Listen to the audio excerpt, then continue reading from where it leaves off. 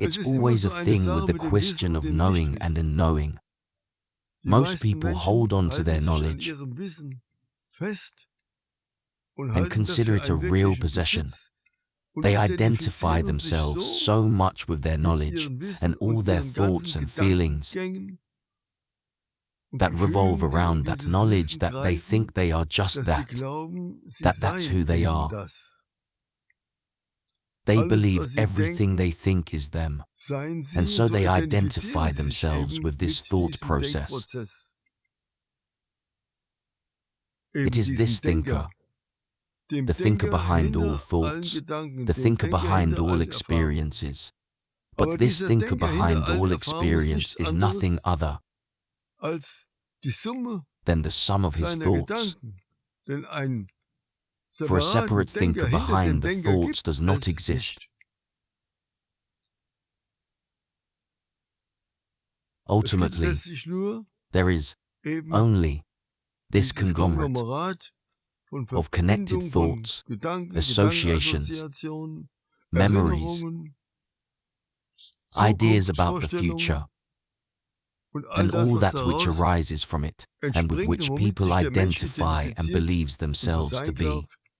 But all this is what ultimately all the great enlightened masters of all religions, all philosophies have experienced in their enlightenment, be it masters of Christian mysticism like Dionysius Areopagita, Meister Eckhart and many others, or the great masters Matsu, Huangpo, Hoshu and all, or Hindu masters Shankara, Ramana Maharshi, and whatever their names may be, and even Islamic masters like Al-Hallaj, Jalaluddin Rumi, all great masters,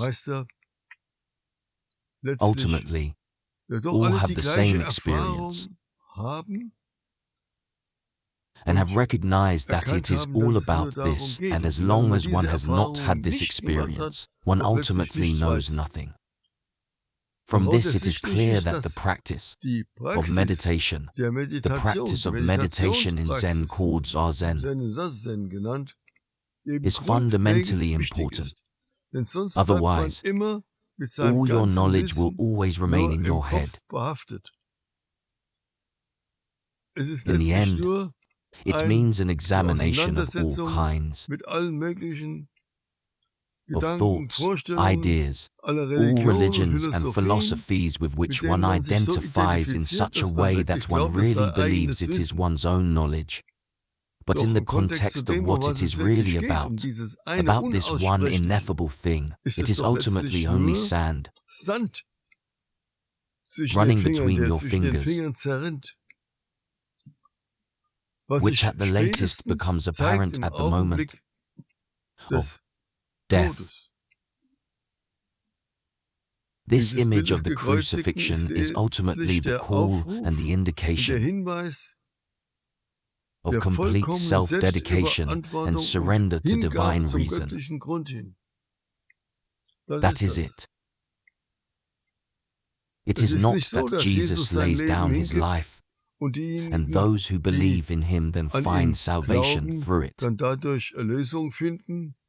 As faithful, ecclesiastical minds assume, that is a great fallacy. It cannot be possible for someone else to walk this path for us, of which Jesus speaks. Whoever wants to be my disciple, take up the cross and follow me. He speaks again and again of discipleship, but discipleship does not end. With the Lord's Supper, for example, where everyone sits together with wonderful, fine red wine, a freshly roasted lamb, and wonderfully fragrant, fresh bread. This supper in which they partake. And it doesn't just end in the outward belief that someone else will find salvation for us. It's just like I've said many times, when you come to me and say, I'm very hungry, and I don't have anything to eat here, and I say, there's wonderful sausage, and wonderful fresh-smelling cheese, in my fridge, and there's freshly baked, fragrant bread in my bread box. Do you believe me? And you say, yes. Then I say, look, then you're full. You are full. You believe it. That's it.